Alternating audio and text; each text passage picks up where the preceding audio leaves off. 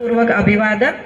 आज इथे लोक न्यूज चॅनल, महाराष्ट्र लोक न्यूज चॅनल आणि काव्यसागर साहित्य मंच यांच्या संयुक्त विद्यमाने इथे पुरस्कार प्रदान सोहळा आणि राज्यस्तरीय पहिले कवी संमेलन आयोजित केलेले आहे। आणि त्या कवी संमेलनाला मला अध्यक्षस्थान भूषवण्याची जी संधी दिली असे काव्यसागरचे अध्यक्ष परशुराम दादा आणि रेणुकाताई तिळकरी तसेच त्यांची संपूर्ण समिती यांची मी मनपूर्वक अभिनंदन करते आणि त्यांचे आभार मानते।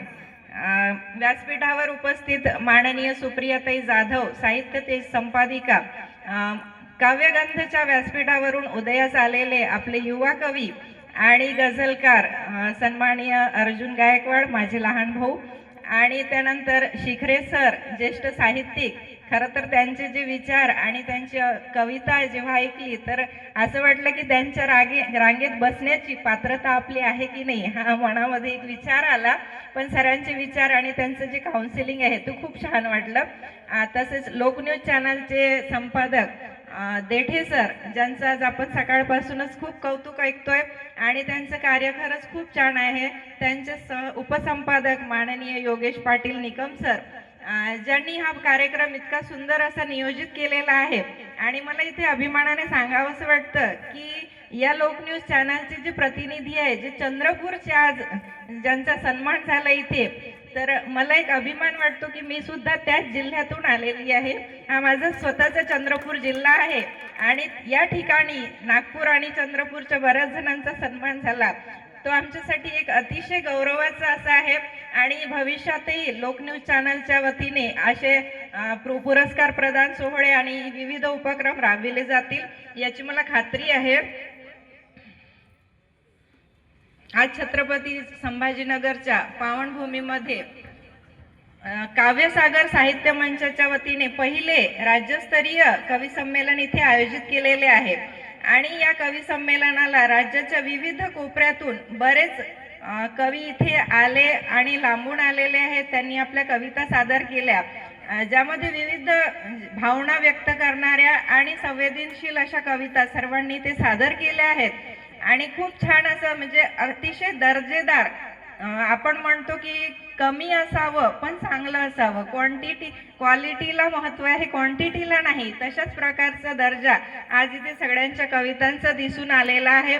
प्रत्येकांची कविता ही हृदयाच्या खोलवर अशी रुजण्यासारखी होती आणि परत परत ऐकावीशी वाटावी अशा कविता आज इथे सादर झालेल्या आहेत।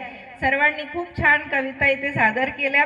आणि मला एक म्हणायचं आहे की आपण जे म्हणतो की कविता कशी असावी, तर कविता ही मनातून आलेली म्हणजे आपले भाव व्यक्त करणारी कविता असावी। त्याला असं यमक किंवा कुठलंही बंधन नाही किंवा कुठल्याही विशिष्ट प्रकारामधली ती कविता नसावी, तर ते तुमच्या मनातले भाव तुम्ही काय व्यक्त करण्याचे याच्यात, जसं आता प्रसूती कविता आहे तर त्यांनी म्हणजे प्रसूती एक रस्त्यावर झालेल्या स्त्रीची प्रसूती आणि आपल्या त्या एका भावनेतून त्यांनी आपल्या कवितेला जन्म घातलाय, तर अशा प्रकारचे भाव व्यक्त करणाऱ्या ह्या कविता असाव्या। आपण नेहमी एक प्रश्न बघतो की कविता समाज बदलते का, हा आपण नेहमी असा ऐकलेला प्रश्न असतो। आपण ऐकतो कवी हा समाजाचा आरसा आहे, पण मला असं वाटते की कविता ही आधी माणूस बदलते। म्हणजे प्रत्येकाची चॉईस ही ती नसते की आपण एखादी कविता वाचतोय तर ती प्रत्येक म्हणजे समाजाच्या प्रत्येक घटकाला आवडेल अशी नाही, तर त्यातल्या काही माणसांना आवडते आणि तोच माणूस म्हणजे तो जो घटक आहे तो माणूस हा आपला समाज बदलतो। आणि प्रत्येकाशी जे म्हणजे कोणाला प्रेम कविता आवडतात, ती प्रेम कविता प्रत्येकाला आवडेल अशी नाहीये, काहींना भावनिक कविता आवडतात।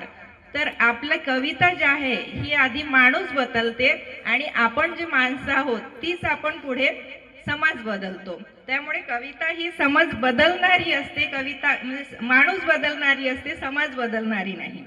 आजच्या काळामध्ये कविता लिहिणे हे सोपेही झाले पण अवघडही तितकेच आहे। आपण कविता लिहितो म्हणजे मी बऱ्याचदा असं कॉमन आहेत, मला ग्रुपमध्ये बरेचसे साहित्यिक कॉमन आहेत, तर मी दिवसभरामध्ये त्यांचे 7-8 तरी ग्रुपमध्ये कविता बघते, वाचते। पण मला असं वाटतं की एकच लिहा पण दर्जेदार लिहा। असं म्हणजे प्रत्येक ग्रुपचा विषय बघून आपण ती लिहिलंच पाहिजे, लिहून ठेवा, आपल्या संग्रही ठेवा. पण लगेच वरची कविता वाचायची आणि त्यातलंच काहीतरी घेऊन आपण पुढे, असं बरेचदा झालेलं आहे, माझ्यासुद्धा निदर्शनात आलेलं आहे. तर असं न करता एखादीच कविता लिहा, पण ती दर्जेदार असावी. बरेचदा काय म्हणजे कविता ही सुचते कशी, मी बरेचदा बघते की खूप साऱ्या कविता म्हणजे काव्यगंध दिवाळी अंकाचं जेव्हा मी नियोजन सुरू केलं, तर एका ताईंनी मला सांगितलं की मी नाव नोंदवून ठेवते, पण मी 4 दिवसांनी कविता म्हणजे साहित्य देणार आहे, कारण माझ्या घरी मेडिकल इमर्जन्सी आहे. तर मी ठीक आहे म्हटलं, साहित्य आहे म्हणजे थोडं उशिरा का येईल, पण येईलच. त्यानंतर त्यांनी सांगितलं की माझे मामा ॲडमिट आहे, तर मी दवाखान्यात आहे. आपण समजू शकतो, पण मी लगेच त्यांची रात्री एका ग्रुपला कविता वाचली, त्याच्यानंतर दुसऱ्या दिवशी पण दुसऱ्या ग्रुपला वाचली. तर मी त्यांना विचारलं की ताई तुम्ही दवाखान्यात आहे, मग तुम्हाला सुचतात कशा? नाही, इथे बसल्या बसल्या सुचते. तर असं सुचते ठीक आहे, पण आपण त्या कुठल्या भावनेतून लिहितोय, विषय दिसतोय आणि लिहून. मी जेव्हा दवाखान्यामध्ये माझ्या बहिणीसोबत होते, तर अगदी मला एखादं पुस्तकासाठी टाईप करायला सुद्धा इच्छा नव्हती होत, कारण आपण त्या मेडिकल इमर्जन्सी मध्ये असतो. मग तरी सुद्धा जर कोणाला कविता सुचत असतील तर त्यांचं कौतुकच करावं लागेल. पण मला असं वाटतं की साहित्यिक दर्जा आपण जपलेलाच पाहिजे. प्रत्येक शब्दाला शब्द जोडून न कविता न करता आपल्या भावना व्यक्त करून ते कविता तयार. मला आज इथे खात्री होतीच, आधीच होती की म्हणजे काव्यसागरचं जो पहिलं कवी संमेलन आहे, तर दर्जा हा जपला जाईल आणि प्रत्येक कवीने इथे आपला दर्जा जपलेला आहे कविता सादरीकरणामध्ये.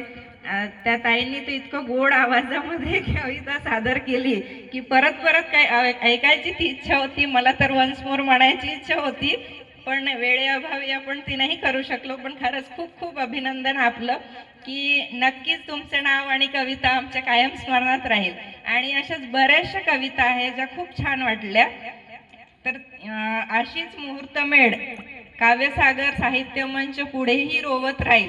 काव्यसागर ह्या नावातच इतकं म्हणजे कौतुक करण्यासारखं आहे की काव्यसागर म्हणजे अथांग, गंभीर आणि खोल असा विशाल सागर, ज्यामध्ये नवनवीन कवींना इथे प्रोत्साहन देण्यासाठी त्यांनी तो सागर आज म्हणजे राज्यातून आलेल्या प्रत्येक राज्यात म्हणजे जिल्ह्यातल्या कवींना इथे एकत्र केलं. आणि आजचं जे पहिलं कवी संमेलन आहे ते काव्यसागरच्या पहिल्या लाटेचा उत्सव म्हणता येईल आपल्याला, कारण काव्यसागर हा भविष्यामध्ये अथांग होईलच आणि महासागराच्या रूपामध्ये तो रूपांतरित होईल.